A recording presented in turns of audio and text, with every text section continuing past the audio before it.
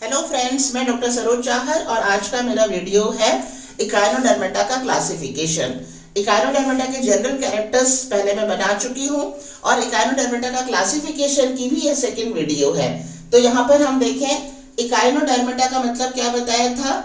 Spine, इकाइनो मतलब spine, derma मतलब त्वचा, यानी त्वचा के ऊपर क्या पाए जाते हैं, स्पाइन्स पाए जाते हैं। इसको दो सब वर्गों में बांटा गया है। कौन कौन से है? एल्यूथीरोजोआ। आप इसे तोड़ करके शब्द को पढ़ेंगे तो आपको स्पेलिंग भी याद रहेगी।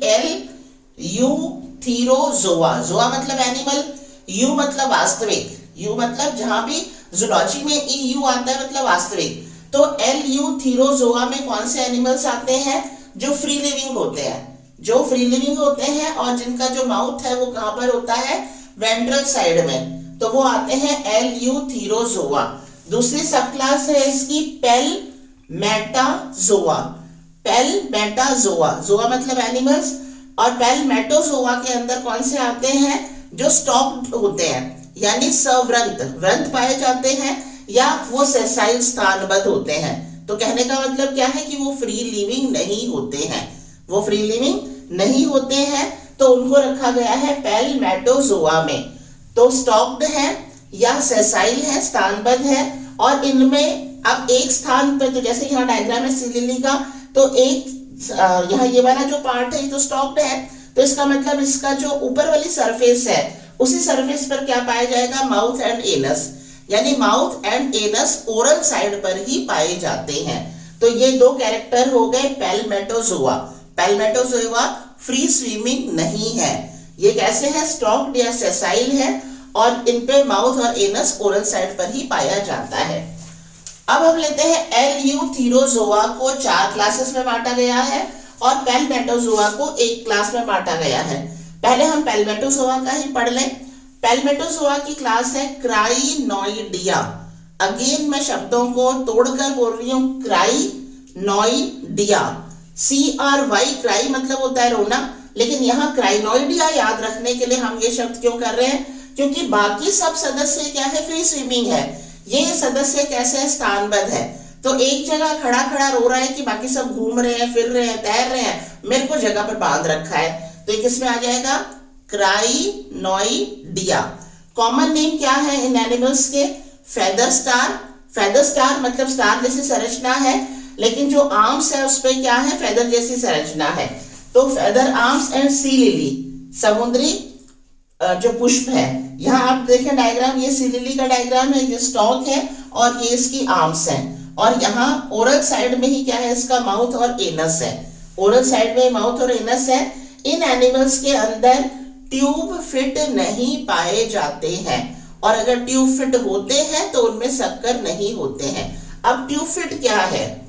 इनके अंदर आपको बताया था इकाइनोडर्मेटा के सदस्यों में एक स्पेशल प्रकार का वाटर वस्कुलर सिस्टम होता है, जिसमें वेसल्स होती है या कैनाल्स होती है, उसमें द्रव भरा रहता है, पानी भरा रहता है, और उस पानी के प्रेशर से और उस पानी के सर्कुलेशन से इसके अंदर सर्कुलेशन है, रेस्पिरेशन है, एक्सक्रीशन है, यानी जितने भी सिस्टम है वो डायरेक्टली या इनडायरेक्टली वो जो वाटर वस्कुलर सिस्टम है उसके द्वारा संपन्न होते हैं। तो इसी तरह से लोकोमोशन के लिए इसमें जो कैनाल होती है उस कैनाल के दोनों साइड में ट्यूब फिट पाए जाते हैं, ट्यूब जैसी संरचना का फिट, ठीक है। तो यहाँ पर क्योंकि इनको तो चलना ही नहीं है, स्थानबद्ध है ये या सेसाइल स्टॉक्ड है, तो इनको चलना नहीं है, तो इनमें ट्यूब फिट नहीं पाई जाती है, और अगर होती भी है तो उनमें सक्कर्स नहीं होते हैं, ठीक है। इनमें आर्म्ड फेदर्स, यानी जो आर्म्स हैं ये कैसी है? फेदर्ड हैं, पंख के जैसे की आकृति की। इनके अंदर मैड्रीपोराइट और पेडिसिलेरिया नहीं होता है। अब मैड्रीपोराइट क्या है? मैड्रीपोर, पोर शब्द आ रहा है, पोर मतलब क्या होता है? छिद्र, हिंदी में है प्ररंध्रक, यानी जैसे हमारा बटन होता है और बटन में छेद होते हैं ना, ये छेद होते हैं, ठीक है। तो इस तरह से एक छेद वाली संरचना होती है बटन जैसी शेप में, और उसके नीचे से निकलती है स्टोन कैनाल। स्टोन कैनाल क्योंकि वो थोड़ी हार्ड हो जाती है और यहाँ से पानी अंदर आता है एनिमल में, ठीक है। या यहाँ इस तरह से आप समझ लें कि ये बटन जैसी संरचना है, उसमें छोटे छोटे छेद हैं, वो छेद के नीचे एक ट्यूब लाइक स्ट्रक्चर बन रही है, और वो इसके जो सेंट्रल वाला जो पार्ट है वहां पर ओपन होती है, लेकिन इनके अंदर ये मैड्रीपोराइट, पोर मतलब छेद, मैड्रीपोराइट या हिंदी में कहेंगे प्ररंध्रक नहीं पाए जाते हैं। इसी तरह से एक टर्म आती है पेडिसिलेरिया। पैडल, साइकिल में पैडल चलाते हैं, तो पैडल यानी मूवमेंट वाली चीज है, तो मूवमेंट वाली चीज है और उसके किनारे पर क्या है, सीलिया है, ठीक है। तो ये पेडिसिलेरिया कहाँ पाए जाते हैं, जो इनके कुछ एनिमल्स होते हैं जिसमें विथी खांच पाई जाती है, एम्ब्यूलेक्रल ग्रूव। वो खांच जो होती है उस खांच की सफाई के लिए, उस खांच की सफाई के लिए क्या पाए जाते हैं, पेडिसिलेरिया, ठीक है। पैडल शब्द से याद रहेगा, उसके किनारे पर क्या लगे है, सीलिया, यानी मूवमेंट कर रहे हैं वो सेल्स, और उनके मूवमेंट, सिलियरी मूवमेंट से जो ग्रूव है, खांच है, उसकी सफाई हो रही है। तो इनमें मैड्रीपोराइट, पेडिसिलेरिया नहीं पाए जाते हैं। आर्म्स फेदर्ड होती हैं, ट्यूफिट या तो होती ही नहीं है, अगर होती हैं तो उसमें सक्कर्स नहीं होता है। ये स्थानबद्ध होते हैं या स्टॉक्ड होते हैं, ठीक है, सवृंत होते हैं और स्थानबद्ध होते हैं। कॉमन नेम है फेदर स्टार और सी लिली, ठीक है। अब हम लेते हैं इसका लार्वा। इन सभी जो क्लासेस है उनके स्पेसिफिक लार्वा है। तो इसका जो लार्वा है पैल्मेटोजोआ या क्राइनोइडिया का जो लार्वा है वो कहलाता है डॉलियोलेरिया। क्या कहलाता है, डॉलियोलेरिया लार्वा। ये लार्वा का अलग से चैप्टर है, तब भी आपको ये सब लार्वा याद रहेंगे, डॉलियोलेरिया, ठीक है। अब हम शुरुआत करते हैं एल्यूथीरोजोआ की क्लासेस का। एल्यूथीरोजोआ यानी फ्री लिविंग एनिमल्स आते हैं। इसमें माउथ जो है वो वेंट्रल साइड में है, और इसका मतलब वेंट्रल साइड ओरल साइड कहलाती है, और उसके ऑपोजिट साइड क्या कहलाएगी, एबोरल, मुखी और अपमुखी, ठीक है। इसकी जो 4 क्लासेस हैं, एस्टेरॉइडिया, ऑफियोरॉइडिया, इकाइनॉइडिया एंड होलोथुरॉइडिया। तो हम पहले लेते हैं एस्टेरॉइडिया। एस्टर मतलब क्या होता है, स्टार। एस्टर मतलब क्या होता है, स्टार, यानी इसकी जो शेप है वो कैसी होती है, स्टार की जैसी, 5 भुजाएं होती हैं। कॉमन नेम है स्टारफिश। कॉमन नेम क्या है, स्टारफिश। यहाँ एक डायग्राम बना रखा है स्टारफिश का। इनके अंदर जो भुजाएं हैं वो सेंट्रल डिस्क से कंटिन्यू है, पृथक नहीं है। ये सेंट्रल डिस्क है और ये भुजाएं हैं, तो इनके अंदर जो भुजाएं हैं वो 5 हैं और सेंट्रल डिस्क से पृथक नहीं है, ठीक है। तो 5 आर्म्स हैं, और जो इनके जो अधर वाला भाग है वहां पर क्या है, माउथ पाया जाएगा, और जो एबोरल वाला पार्ट है वहां पर क्या पाया जाएगा, एनस पाया जाएगा। इसकी अधर सतह के ऊपर बिल्कुल मध्य वाले भाग में पाई जाती है एम्ब्यूलेक्रल ग्रूव। क्या पाई जाती है, एम्ब्यूलेक्रल ग्रूव, जो बताई थी ना, खांच, बीचों बीच एक खांच पाई जाती है। और इस ये कहां पर है, ओरल साइड में। तो ओरल साइड कहां पर है, अधर सतह पर, वेंट्रल में। और इस खांच के दोनों साइड में क्या पाए जाते हैं, पेडिसिलेरिया। जो पेडिसिलेरिया पैडल के जैसे चलते हैं, आगे सीलिया है, तो उसकी सफाई करते रहेंगे समय समय पर एम्ब्यूलेक्रल ग्रूव की, विथी खांच की। विथी खांच कहां पर है, ओरल साइड में। तो ओरल साइड यानी कि वेंट्रल साइड, तो विथी खांच पाई जाती है प्रत्येक आर्म में, बीच में इस तरह से वेंट्रल साइड में, और इसके दोनों साइड क्या पाए जाते हैं, पेडिसिलेरिया पाए जाते हैं। इनके अंदर मैड्रीपोराइट पाया जाता है, और मैड्रीपोराइट भी इसमें कहां पर है, ओरल साइड में, यानी वेंट्रल साइड में मैड्रीपोराइट है, ठीक है। और इसके जो लार्वा है वो 2 लार्वा स्टेजेस हैं इसमें, bipinnaria larva and brachiolaria larva. यानी पहले लार्वा एग से बनता है, वो कहलाता है बाइपिनेरिया लार्वा। उसके बाद में वो कन्वर्ट होता है किसमें, मेटामॉर्फोसिस के बाद क्या बनाता है, ब्रैंकियोलेरिया लार्वा। फिर ब्रैंकियोलेरिया लार्वा से जो है ये संरचना बनती है 5 स्टार वाली या स्टारफिश वाली। तो ये कैरेक्टर हो गए एस्टेरॉइडिया। तो एस्टेरॉइडिया, कॉमन नेम स्टारफिश, 5 आर्म्स हैं, एनस और एनस पाई जाती है एबोरल साइड में, और मैड्रीपोराइट भी कहां पर पाई जाती है, एबोरल साइड में। अभी थोड़ी देर पहले मैंने क्या बताया था, ओरल, लेकिन एनस और मैड्रीपोराइट दोनों इसमें कहां पर पाई जाती है, एबोरल साइड में, यानी डॉर्सल साइड में। पेडिसिलेरिया है जो एम्ब्यूलेक्रल खांच के दोनों साइड में है, और एम्ब्यूलेक्रल ग्रूव कहां पर है, ओरल साइड में। और इसके अंदर ट्यूफिट्स पाए जाते हैं। ट्यूफिट्स भी जो मध्य रेखा है उसके दोनों साइड में है, ट्यूफिट्स की रो है, और जो ट्यूफिट्स होते हैं उनमें बेस में क्या पाया जाता है, सक्कर्स पाए जाते हैं। ट्यूफिट ये ऐसे संरचना होती है, ये इस तरह से, ठीक है। और तो यहाँ पर सक्कर्स पाए जाते हैं, यहाँ पर क्या पाए जाते हैं, सक्कर्स पाए जाते हैं। तो इस तरह से हमें इसके अंदर पेडिसिल एरिया के बारे में, एम्बुलिक्रल ग्रूव के बारे में, मैड्रिपोराइट के बारे में, आर्म्स के बारे में, ट्यूफिट के बारे में और इसके लार्वल स्टेजेस के बारे में बताना है। अब हम आते हैं ऑफियूरोइडिया। ऑफियूरोइडिया का कॉमन नेम है ब्रिटल स्टार, भ्रंगुर तारा। यहाँ आप देखें इसमें भी 5 आर्म्स हैं, लेकिन यहाँ सेंट्रल डिस्क से पृथक है आर्म्स, सेंट्रल डिस्क से अलग से दिख रहा है, यहाँ से ये इस तरह से निकल रही हैं। और ये जो आर्म्स हैं इनमें ये फेदर्ड आर्म्स हैं, क्या है, फेदर्ड आर्म्स हैं। तो इसमें ये सेंट्रल डिस्क हो गई और ये आर्म्स है जो अलग से दिख रही है, कहां से निकल रही हैं। अब यहाँ पर देखो 5 आर्म्स इसमें भी है, लेकिन उसका जो ओरिजिन है उसमें डिफरेंस है। इसके अंदर एनस जो है वो तो कहाँ पाया जाएगा, एबोरल साइड में, लेकिन इसके अंदर जो मैड्रिपोराइट है वो कहाँ पर पाया जाता है, ओरल साइड में।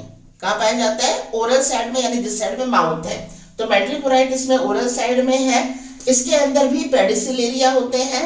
इसके अंदर एम्बुलेक्रल ग्रूव नहीं भी होती है, और अगर होती है तो वो जो फेदर लाइक स्ट्रक्चर है उससे कवर होती है, दिखाई नहीं देती है। जैसे एक तो ना नाली खुली हुई है, दिख रही है, और एक है नाली के ऊपर ढका हुआ है। तो इसके अंदर ये एम्बुलेक्रल जो खांच है आर्म के बीचों बीच होगी, तो ये एम्बुलेक्रल ग्रूव या तो होती ही नहीं है, और अगर होती है तो ये स्पाइंस के द्वारा या इन फेदर लाइक स्ट्रक्चर के द्वारा कवर्ड होती है, ठीक है। तो इसमें नॉट प्रेजेंट और कवर्ड।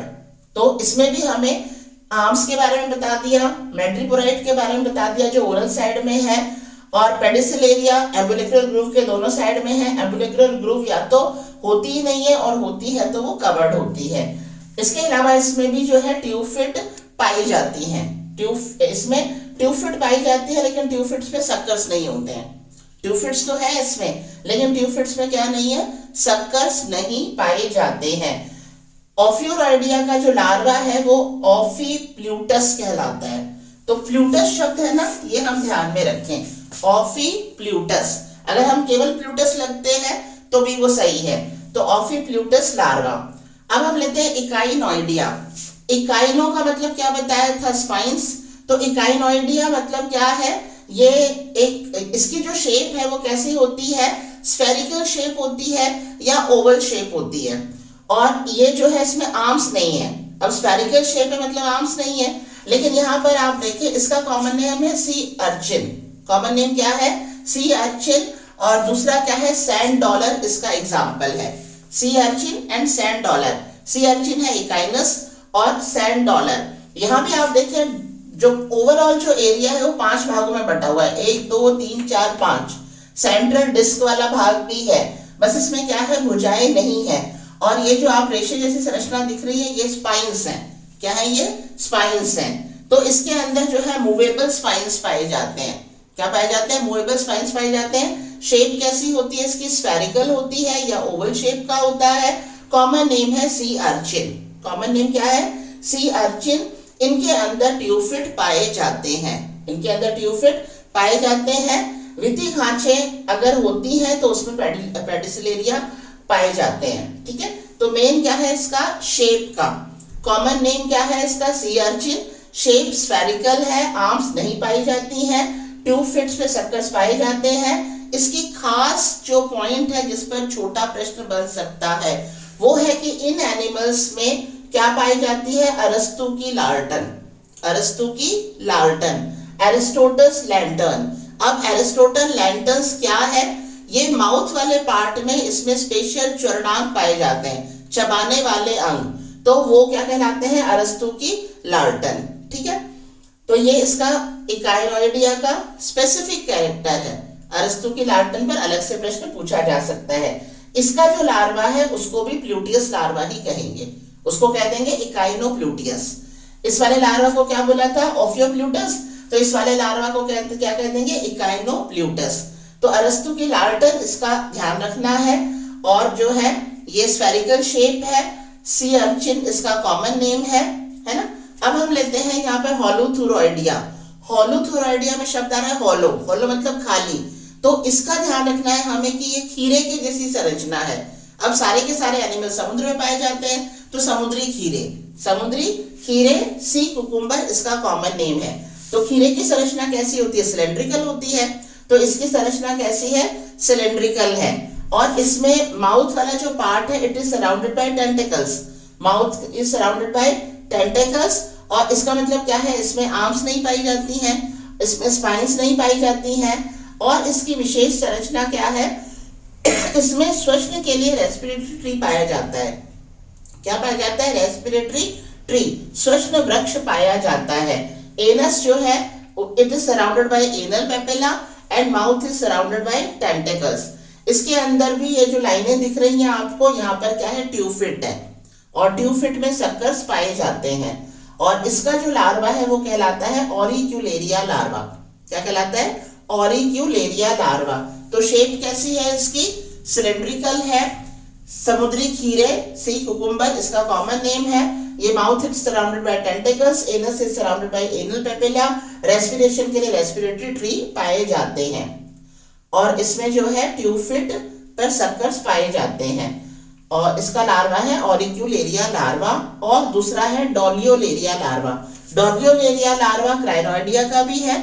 और यहाँ ऑरिक्यूलेरिया लार्वा फिर मेटामॉर्फोसिस से डोलियोलेरिया लार्वा बनाता है। उसके बाद में इस वयस्क का ये निर्माण होता है। तो इस तरह से अगर हमें एकाइनोडर्मेटा का क्लासिफिकेशन पूछा जाता है तो पहले हमें उसका एल्यूथीरोजोआ एंड पैल्मेटोजोआ, इसके मेन कैरेक्टर, उसके बाद में हम चाहें तो पैल्मेटोजोआ का क्राइनोइडिया एक ही सदस्य है उसको पहले डिस्क्राइब कर दें, उसका कॉमन नेम क्या है, उसके दो डायग्राम बना दें। आर्म्स के बारे में बताना है, ट्यूफिट के बारे में बताना है, मैट्रिपोराइट के बारे में बताना है, पेडिसिलेरिया के बारे में बताना है, एम्बुलेक्रल ग्रूव के बारे में बताना है और लार्वा का नाम बताना है। और यही चीजें हम इनमें भी फॉलो करेंगे। 4 क्लासेस है। एस्टेरॉइडिया, एस्टर मतलब स्टार के जैसा, कॉमन नेम है स्टारफिश। स्टारफिश आप लोगों ने देखी हुई है, उसके आधार पर इसके कैरेक्टर्स बता दें। इसका लार्वा है bipinnaria larva and brachiolaria larva. Ophiuroidea, brittle star, यहाँ ये ब्रिटल स्टार है, भ्रंगुर तारा।